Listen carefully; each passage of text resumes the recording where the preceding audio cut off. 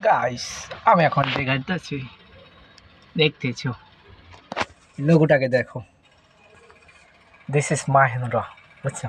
আর Indian product, কিন্তু এটা পার্সপাতি বাংলাদেশে কম পাওয়া যায়।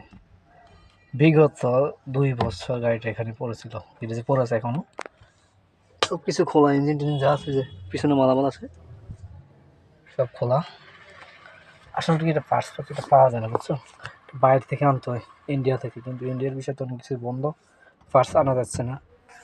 তারপরে ইতিমধ্যে কী করা যায় এবং কোম্পানি থেকে কী কী প্রোগ্রাম নিচ্ছে গাড়িটার বিষয়ে, সব কিছু আছে। কিন্তু গাড়িটার সমস্যা হয় একটা, তোমার ইঞ্জিন সব কিছু ঠিকঠাক লাগানোর পর তোমার ক্যান্সে ভাঙে গেছে, পুরো হেড প্রবলেম হয়। কারণ নিউ একটা হেড লাগবে, রিকন্ডিশন আনলে মানে সম্ভবত ইন্ডিয়া থেকে।